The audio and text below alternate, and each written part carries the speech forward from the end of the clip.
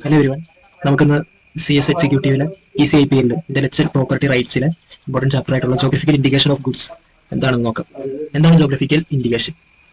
Geographical indication എന്ന് വെച്ചാൽ basically മലയാളത്തിൽ പറയുകയാണെന്നുണ്ടെങ്കിൽ നമ്മൾ ഒരു പർട്ടിക്കുലർ പ്ലേസിൽ ഒരു പ്രൊഡക്റ്റ് പ്രൊഡ്യൂസ് ചെയ്യുമ്പോൾ അവിടുത്തെ പ്രൊഡ്യൂസേഴ്സ് എല്ലാം കൂടി ഒരു രജിസ്ട്രേഷൻ പ്രൊട്ടക്ഷൻ എടുക്കും അവരുടെ പ്രൊഡക്റ്റിന്. അതാണ് basically geographical indication. Geographical indication ഒരു എക്സാമ്പിൾ പറയുകയാണെന്നുണ്ടെങ്കിൽ Kanchipuram saris geographical indication important ആയിട്ടുള്ള ഒരു എക്സാമ്പിൾ ആണ്. കാഞ്ചീപുരത്ത് കുറച്ച് പ്രൊഡ്യൂസേഴ്സ് അവർ രജിസ്ട്രേഷൻ പ്രൊട്ടക്ഷൻ എടുത്തിട്ടുള്ളത് കൊണ്ടാണ് ജോഗ്രഫിക്കൽ ഇൻഡിക്കേഷന് കാഞ്ചീപുരം സാരീസ് ആ പ്രൊഡ്യൂസേഴ്സ് പ്രൊഡ്യൂസ് ചെയ്യുന്ന പ്രൊഡക്റ്റിന് മാത്രമാണ് ജോഗ്രഫിക്കൽ ഇൻഡിക്കേഷൻ പ്രൊട്ടക്ഷൻ കിട്ടുള്ളൂ. അതിനുവേണ്ടി എനാക്ട് ചെയ്തിരിക്കുന്ന എനാക്ട്മെന്റ് ആണ് ജോഗ്രഫിക്കൽ ഇൻഡിക്കേഷൻ ഓഫ് ഗുഡ്സ്. എന്താണ് അതിന്റെ റെഗുലേറ്ററി ഫ്രെയിംവർക്ക് എന്ന് നമുക്ക് ആദ്യം നോക്കാം. എന്താണ് regulatory framework? Geographical indication of goods registration and protection act, registration and protection RNP, registration and protection act 1999 ഒരു എനാക്ട്മെന്റ് വന്നു. ഓക്കെ, ജോഗ്രഫിക്കൽ ഇൻഡിക്കേഷന്റെ. നെക്സ്റ്റ് റെഗുലേറ്ററി ഫ്രെയിംവർക്ക് വരുന്നത് geographical indication of goods registration and protection rules 2002. അപ്പോൾ 2 വർഷങ്ങളിലാണ്, 1999 2002. 1999 geographical indication of goods registration and protection act വന്നു. എന്താണ് 1999 geographical ഇൻഡിക്കേഷന്റെ ആക്ട്? ഓക്കെ, സോറി, ജോഗ്രഫിക്കൽ ഇൻഡിക്കേഷന്റെ ആക്ട് വന്ന വർഷമാണ് 1999. ഇതിന്റെ റൂൾസ് വന്നിരിക്കുന്നത് എന്താണ് 2002. അതാണ് അതിൽ ഇമ്പോർട്ടന്റ് കാര്യം. നമുക്ക് ഇൻട്രൊഡക്ഷൻ ആയിട്ട് എന്താ നോക്കാം. എന്തിനാണ് ജോഗ്രഫിക്കൽ ഇൻഡിക്കേഷൻ വന്നിരിക്കുന്നത്? An effort to safeguard. എന്താണ് സേഫ് ഗാർഡ് ചെയ്യുന്നത്? ഇൻട്രസ്റ്റ് ഓഫ് പ്രൊഡ്യൂസേഴ്സിന്റെ ഇഷ്ടങ്ങളും ആൻഡ് കൺസ്യൂമേഴ്സിന്റെയും പ്രൊഡ്യൂസേഴ്സ്, രണ്ടാൾക്കാരാണ് ഇവിടെ ഉള്ളത്. ആരൊക്കെയാണ്? പ്രൊഡ്യൂസേഴ്സിന്റെയും കൺസ്യൂമേഴ്സിന്റെയും എന്ത് ഇൻട്രസ്റ്റ് സേഫ് ഗാർഡ് ചെയ്യാൻ വേണ്ടി ആണ് എന്ത് ജോഗ്രഫിക്കൽ ഇൻഡിക്കേഷൻ എനാക്ട്മെന്റ് വന്നിരിക്കുന്നത്. മനസ്സിലായില്ലേ? അതാണ് ഒന്നാമത്തെ പോയിന്റ്. പിന്നെ ഇത് geographical indication covered under article 22 and 24 of world trade organisation related aspects and intellectual property rights എന്ന് വെച്ചാൽ TRIPS, TRIPS, TRIPS, trade related intellectual property rights. TRIPS എഗ്രിമെന്റിന്റെ ഭാഗമായിട്ട് article 22 to 24 of world trade organisation ഇതിന്റെ ഭാഗമായിട്ടും പിന്നെ ഗാറ്റിന്റെയും ട്രിപ്സിന്റെയും 2 agreements, അതിന്റെ രണ്ടിന്റെയും ഭാഗമായിട്ടാണ് എന്ത് ജോഗ്രഫിക്കൽ ഇൻഡിക്കേഷൻ വന്നിരിക്കുന്നത്. ഇനി നമുക്ക് ഇമ്പോർട്ടന്റ് ആയിട്ട് പഠിക്കാനുള്ളത് object of geographical indication of goods registration and protection act 1999. എന്താണ് ജോഗ്രഫിക്കൽ ഇൻഡിക്കേഷൻ ഓഫ് ഗുഡ്സിന്റെ ഒബ്ജക്റ്റ് എന്താ? അത് 3 കാര്യങ്ങളാണുള്ളത്. ഫസ്റ്റ്ലി എന്താ? By specific law governing the geographical indication in the country which could adequately protect the interest of producers of such goods. എന്താണ് geographical ഇൻഡിക്കേഷന്റെ first object? Protect the interest of പ്രൊഡ്യൂസേഴ്സിന്റെ interest protect ചെയ്യാം എന്നുള്ളതാണ് geographical indication എന്ന എനാക്ട്മെന്റിന്റെ ആദ്യത്തെ object, first object. Secondly എന്താണ്?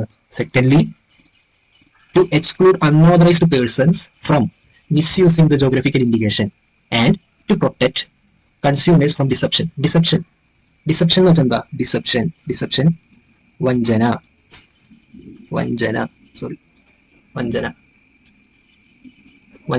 വഞ്ചനയിൽ നിന്നും കൺസ്യൂമേഴ്സിനെ, അവരെ പറ്റിക്കപ്പെടലിൽ നിന്നും കൺസ്യൂമേഴ്സിനെ രക്ഷിക്കുക എന്നുള്ളതാണ് സെക്കൻഡ് ഒബ്ജക്റ്റ്.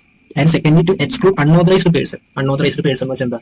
ഈ കാഞ്ചീപുരം സാരീസിന്റെ കേസ് എടുത്തിട്ടുണ്ടെങ്കിൽ കാഞ്ചീപുരം സാരീസിൽ പ്രൊഡ്യൂസ് ചെയ്യുന്ന കുറച്ച് പ്രൊഡ്യൂസേഴ്സ് ഉണ്ട്. അതിൽ ജോഗ്രഫിക്കൽ ഇൻഡിക്കേഷൻ രജിസ്ട്രേഷൻ എടുത്തിട്ടില്ലാതെ കാഞ്ചീപുരത്ത് പ്രൊഡ്യൂസ് ചെയ്യുന്നവരും കാഞ്ചീപുരം സാരീസ് എന്ന രീതിയിൽ അത് സെല് ചെയ്താൽ അവർ അൺഓതറൈസ്ഡ് പേഴ്സൺസ് ആണ്. അവരെ അത് യൂസ് ചെയ്യുന്നതിൽ നിന്ന് എക്സ്ക്ലൂഡ് ചെയ്യുക ആൻഡ് പ്രൊട്ടക്ട് കൺസ്യൂമേഴ്സ് ഫ്രം ഡിസെപ്ഷനിൽ നിന്ന് ഉപഭോക്താക്കളെ, കൺസ്യൂമേഴ്സിനെ പ്രൊട്ടക്ട് ചെയ്യുക എന്നുള്ളതാണ് ഇമ്പോർട്ടന്റ്. തേർഡ്ലി, മൂന്നാമത്തെ കാര്യം എന്താ? Promote goods bearing Indian geographical indication in export market. എന്താ? എക്സ്പോർട്ടിന് വേണ്ടി ഇന്ത്യൻ ജോഗ്രഫിക്കൽ ഇൻഡിക്കേഷൻസ് ഉള്ള പ്രൊഡക്ട്സിനെ പ്രൊമോട്ട് ചെയ്യുക. ഈ 3 കാര്യങ്ങളാണ് എന്ത് ജോഗ്രഫിക്കൽ ഇൻഡിക്കേഷന്റെ ഒബ്ജക്ട്സ്. ഇപ്പൊ എന്തൊക്കെയാണ് objects? Firstly protect the interest of പ്രൊഡ്യൂസേഴ്സിന്റെ ഇൻട്രസ്റ്റ് പ്രൊട്ടക്ട് ചെയ്യുക. സെക്കൻഡ് എന്താ? പ്രൊട്ടക്ട് കൺസ്യൂമേഴ്സ് ഫ്രം ഡിസെപ്ഷനിൽ നിന്ന് കൺസ്യൂമേഴ്സിനെ പ്രൊട്ടക്ട് ചെയ്യുക. Exclude unauthorised person from misusing geographical indication use ചെയ്യുന്നതിൽ നിന്ന് അൺഓതറൈസ്ഡ് പേഴ്സൺസിനെ എക്സ്ക്ലൂഡ് ചെയ്യുക. പിന്നെന്താ? തേർഡ്ലി പ്രൊമോട്ട്, എന്താണ് പ്രൊമോട്ട് ചെയ്യേണ്ടത്? Export market. എക്സ്പോർട്ട് മാർക്കറ്റിനെ എന്ത് ചെയ്യണം? പ്രൊമോട്ട് ചെയ്യണം. ഇനി നമുക്ക് കുറച്ച് എക്സാമ്പിൾസ് നോക്കാം. Examples of Indian geographical indications R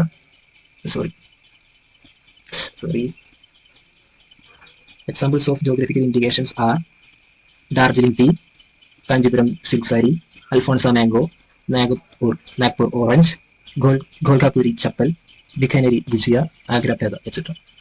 എന്താണ് ജോഗ്രഫിക്കൽ ഇൻഡിക്കേഷന്റെ ഫീച്ചേഴ്സ്? എന്താണ് geographical indication features? It is an indication. അതൊരു ഇൻഡിക്കേറ്റർ ആയിട്ടാണ് പറയുന്നത്. ഇപ്പോൾ ബൈക്കിനൊക്കെ ഇൻഡിക്കേറ്റർ ഇല്ലേ, അതിന് ലെഫ്റ്റിലേക്ക് തിരിയാൻ ലെഫ്റ്റിലേക്ക് ഒരു ഇൻഡിക്കേറ്റർ, അതുപോലെ ആ പ്രൊഡക്റ്റ് ആ സ്ഥലത്തെ ആണെന്നുള്ളതിന് ഒരു ഇൻഡിക്കേറ്റർ ആയിട്ട് വർക്ക് ചെയ്യുന്ന ആരാണ്? ജോഗ്രഫിക്കൽ ഇൻഡിക്കേഷൻ ആണ്. പിന്നെ എന്താ? ഒറിജിനേറ്റ്സ്. അത് ഒറിജിനേറ്റ് ചെയ്യുന്നത് എവിടെ ആയിരിക്കും? ഒരു ഡെഫിനിറ്റ് ആയിരിക്കും. ഡെഫിനിറ്റ് ജോഗ്രഫിക്കൽ ടെറിട്ടറി, ഒരു പർട്ടിക്കുലർ സ്ഥലത്തായിരിക്കും. കാഞ്ചീപുരം സാരി അല്ലെങ്കിൽ അൽഫോൺസ മാംഗോയുടെ കാര്യത്തിലൊക്കെ എടുത്താൽ ആ പർട്ടിക്കുലർ സ്ഥലത്താണ് അത് പ്രൊഡക്റ്റ് പ്രൊഡ്യൂസ് ചെയ്യപ്പെടുന്നത്. മനസ്സിലായി? It is used to identify agricultural, natural or manufactured goods. അതിനിങ്ങനെ നാച്ചുറൽ ആയിരിക്കണമെന്നോ അഗ്രികൾച്ചർ മാത്രമായിരിക്കണമെന്നില്ല, മാനുഫാക്ചർഡ് ഗുഡ്സ് ആണെങ്കിൽ കൂടി ആ പ്രൊഡ്യൂസ് ചെയ്യുന്ന ഒരു പർട്ടിക്കുലർ ഡെഫിനിറ്റ് ടെറിട്ടറിയിലാണെങ്കിൽ അത് ജോഗ്രഫിക്കൽ ഇൻഡിക്കേഷൻ രജിസ്ട്രേഷന് സാധ്യമാണ്. ഓക്കെ. പിന്നെ manufactured goods should be produced or processed prepared in that territory. ആ ഒരു ടെറിട്ടറിക്ക് ഉള്ളിലായിരിക്കണം എന്ത്? ജോഗ്രഫിക്കൽ ഇൻഡിക്കേഷൻ പ്രൊഡ്യൂസ് ചെയ്തിട്ടുണ്ടായിരിക്കും, ആ ഗുഡ്സ് പ്രൊഡ്യൂസ് ചെയ്തിട്ടുണ്ടായിരിക്കേണ്ടത്. It should have special quality ഉണ്ടായിരിക്കണം. അല്ലെങ്കിൽ എന്താണ്? ഒരു റെപ്യൂട്ടേഷൻ ഉണ്ടാവും അതിന്റെ ക്യാരക്ടറിസ്റ്റിക്സിന്. ഇപ്പോ അതെല്ലാം അതിന്റെ ഇമ്പോർട്ടൻസ് ആണ്. ഓക്കെ. ഇനി ചില കാര്യങ്ങൾ രജിസ്ട്രേഷൻ എടുക്കാൻ പറ്റില്ല ജോഗ്രഫിക്കൽ ഇൻഡിക്കേഷൻ, പ്രൊഹിബിഷൻസ് ആണ്. അത് പറയുന്ന ഇതിലാണ് section 9. Section 9 of geographical indication registration and protection act 1999 പ്രൊഹിബിഷൻസ്. എന്തൊക്കെയാണ് രജിസ്റ്റർ ചെയ്യാൻ പറ്റാത്ത കാര്യങ്ങൾ? ഡിസീവ് ഓർ കോസ് കൺഫ്യൂഷൻ, ഒരു കൺഫ്യൂഷനോ ഒരു വഞ്ചന ആസക്തമായിട്ടുള്ള ഒരു കാര്യമാണെങ്കിൽ അത് രജിസ്റ്റർ ചെയ്യാൻ പറ്റില്ല. കോൺട്രറി ടു എനി ലോ, എന്തെങ്കിലും നിയമസംബന്ധമായ എതിർപ്പുകൾ ഉണ്ടെങ്കിൽ അത് പറ്റില്ല. Scandalous or obscene matter, scandalous obscene ആയിട്ടുള്ള മാറ്റേഴ്സ് ഉണ്ടെങ്കിൽ, hurt the religious susceptibilities, religious സെന്റിമെന്റ്സിനെ ഹേർട്ട് ചെയ്യുന്നുണ്ടെങ്കിൽ അത് പറ്റില്ല. മനസ്സിലായോ? Disentitle to protection in court, കോർട്ടിൽ പ്രൊട്ടക്ട് ചെയ്യാൻ പറ്റുന്നില്ലെങ്കിൽ. പിന്നെന്താ? Determined to be generic names protect ചെയ്യാൻ പറ്റില്ല. Also literally true as to the territory, region or locality to which goods originate, but falsely represented to the person that goods originate in another territory. മറ്റൊരു ടെറിട്ടറിയിൽ produce ചെയ്തിട്ട് അത് ഈ geographical indication ഉള്ള സ്ഥലത്താണ് produce ചെയ്തിരിക്കുന്നത് എന്ന് പറയുകയാണെങ്കിൽ അത് prohibition of registration of geographical indication ആണ്. ഓക്കെ. ഇനി എന്താണ് രജിസ്ട്രേഷൻ ഓഫ് ജോഗ്രഫിക്കൽ ഇൻഡിക്കേഷൻ? രജിസ്ട്രേഷനെ കുറിച്ച് പറയുന്നത് സെക്ഷൻ 8-ലും പ്രൊഹിബിഷനെ പറ്റി പറയുന്നത് സെക്ഷൻ 9-ലാണ്. ഓക്കെ. ഇതിലെന്താ പറയുന്നത്? any question rising as to the class within which any goods fall or definite area in respect of which geographical indication is to be registered, or any goods are not specified in alphabetical index of goods. ഒരു alphabetical index of goods ഉണ്ട്, അതിൽ specify ചെയ്തിട്ടില്ല. whose decision in matter shall be final, ആരുടെ decision ആണ് final ആയിരിക്കുക? രജിസ്ട്രാറിന്റെ decision should be final in those cases. Alphabetical ഇൻഡെക്സിൽ publish ചെയ്യാൻ പറ്റാത്തതാണ്, ഇങ്ങനെയാണ് ആ ഗുഡ് എന്നുണ്ടെങ്കിൽ അത് രജിസ്ട്രാർക്കാണ് അതിൽ ഫൈനൽ ഡിസിഷൻ എടുക്കാനുള്ള അധികാരം. ആപ്ലിക്കേഷൻ ഫോർ രജിസ്ട്രേഷൻ പറയുന്നത് സെക്ഷൻ 11-ലാണ്. നമ്മൾ സെക്ഷൻ 8 9 പഠിച്ചപ്പോൾ ലെവലിലേക്ക് വന്നു. സെക്ഷൻ 11 എന്താ പറയുന്നത്? സിംഗിൾ ആപ്ലിക്കേഷൻ മേ ബി ഒരു സ്റ്റേറ്റ്മെന്റ് ആയിട്ടായിരിക്കും ആപ്ലിക്കേഷൻ. പിന്നെന്താ? Class of goods to which geographical indication shall apply. അത് ഏത് ക്ലാസ് ഓഫ് ഗുഡ്സ്? ഒരു ക്ലാസ്സുകളുണ്ട് ഗുഡ്സിന്, അപ്പോൾ ആ ക്ലാസ് ഏതാണെന്നുള്ളത് ഡിറ്റർമിൻ ചെയ്യണം. പിന്നെന്താണ്? ഒരു മാപ്പ് വേണം ജോഗ്രഫിക്കൽ ടെറിട്ടറിയുടെ, പ്രൊഡ്യൂസേഴ്സിന്റെ ഡീറ്റെയിൽസ്, അവരുടെ നെയിം, പ്ലേസ്, ഡീറ്റെയിൽസ്, പിന്നെ പ്രിസ്ക്രൈബ് പർട്ടിക്കുലർ, പിന്നെ ഏതെങ്കിലും രജിസ്റ്റർ പറയുന്നുണ്ടെങ്കിൽ ആ ഡീറ്റെയിൽസ് എല്ലാം എന്തിനു വേണം? ആപ്ലിക്കേഷൻ രജിസ്റ്റർ ചെയ്യാൻ വേണം. പിന്നെ രജിസ്ട്രേഷന്റെ സെക്ഷൻ വരുന്നത് സെക്ഷൻ 16-ആണ്. It may be noted that where the registration of a geographical indication is not completed within 12 months. ശരിക്കും എത്ര നാളിനുള്ളിൽ കംപ്ലീറ്റ് ചെയ്യുന്ന രജിസ്ട്രേഷൻ? 12 months. പിന്നെ അത് after giving notice to the applicant in prescribed manner registrar may treat the application abandon. 12 മാസത്തിനുള്ളിൽ ചെയ്തില്ലെങ്കിൽ അത് abandon ആവും. പിന്നെ നോട്ടീസ് തന്നിട്ട് നോട്ടീസിൽ പേര് കാലാവധി കൊടുക്കുമായിരിക്കാം. അങ്ങനെ തരാണെങ്കിൽ ആ ടൈമിനുള്ളിൽ തീർക്കണം. ആദ്യം എന്താ ചെയ്യാം? ആപ്ലിക്കേഷൻ ഫയൽ ചെയ്യും ജോഗ്രഫിക്കൽ ഇൻഡിക്കേഷൻ. എന്നിട്ട് അതിനെക്കുറിച്ച് അതിന്റെ എക്സാമിനേഷൻ സ്ക്രൂട്ടിനി നടക്കും. പിന്നെ ഒരു ഷോക്കോസ് നോട്ടീസ് കൊടുക്കും. പിന്നെ പബ്ലിക്കേഷൻ, അത് പബ്ലിഷ് ചെയ്യും. ഏതിൽ? ജേണലിൽ, ജോഗ്രഫിക്കൽ ഇൻഡിക്കേഷൻ ജേണലിൽ ആപ്ലിക്കേഷൻ പബ്ലിഷ് ചെയ്യും. ഇനി എന്തെങ്കിലും ഓപ്പോസിഷനോ ഇതിനാൽ എതിർപ്പുകളുള്ള ആരെങ്കിലും ആ രജിസ്ട്രേഷന്റെ കാര്യങ്ങൾ, പിന്നെ അത് രജിസ്റ്റർ ചെയ്യും. രജിസ്റ്റർ ചെയ്തതിനു ശേഷം പിന്നെ റിന്യൂ ചെയ്യേണ്ട സമയത്ത് റിന്യൂ ചെയ്യും. അഡീഷണൽ പ്രൊട്ടക്ഷൻ ഉണ്ടെങ്കിൽ അത് ലാസ്റ്റ് അപ്പീൽ ആണ് അപ്പീൽ. എന്താണ് ബെനിഫിറ്റ്സ്? ജോഗ്രഫിക്കൽ ഇൻഡിക്കേഷന്റെ ബെനിഫിറ്റ്സ് എക്സാമിനിടയ്ക്ക് ചോദിക്കുന്നതാണ്. എന്താണ്? Legal protection, prevent unauthorized use, boost export. Duration of registration, എത്ര നാൾ വരെ ജോഗ്രഫിക്കൽ ഇൻഡിക്കേഷൻ നമ്മൾ രജിസ്റ്റർ ചെയ്തിട്ടുണ്ടെങ്കിൽ നമുക്ക് കിട്ടും? ഇനീഷ്യലി എത്ര നാളത്തേക്കാ? 10 വർഷത്തേക്ക്. Initially 10 years, but may be renewed. 10 വർഷം കഴിഞ്ഞാൽ പിന്നെ വേണമെന്നുണ്ടെങ്കിൽ നമുക്ക് വീണ്ടും എക്സ്റ്റെൻഡ് ചെയ്ത് റിന്യൂ ചെയ്ത് കൊണ്ടുപോകാം. മനസ്സിലായി? ആ year. Infringement of registered geographical indication, എന്താണ് ജോഗ്രഫിക്കൽ ഇൻഡിക്കേഷൻ ഇൻഫ്രിഞ്ച് ചെയ്തു എന്ന് പറയുന്ന ഇതിനെക്കുറിച്ച് പറയുന്ന സെക്ഷൻ 22-ലാണ്. എപ്പോഴാണ് ഇൻഫ്രിഞ്ച് ചെയ്യുന്നത്? ഒന്നാമത്തെ കാര്യം mislead the person, geographical origination, origin വേറെ സ്ഥലത്താണ്, ഒറിജിൻ വേറെ സ്ഥലത്തായിട്ടും ഈ സ്ഥലത്താണ്. ഇപ്പോൾ കാഞ്ചീപുരം സൈസിനായിട്ട് കാഞ്ചീപുരത്താണ് ഈ സാരി പ്രൊഡ്യൂസ് ചെയ്തത്, അത് ജോഗ്രഫിക്കൽ ഇൻഡിക്കേഷൻ ഉള്ളതാണെന്നൊക്കെ പറഞ്ഞു. മിസ്ലീഡ് ചെയ്താൽ, പേഴ്സൺ മിസ്ലീഡ് ചെയ്ത് കഴിഞ്ഞാൽ അത് ഇൻഫ്രിഞ്ച്മെന്റ് ആണ്.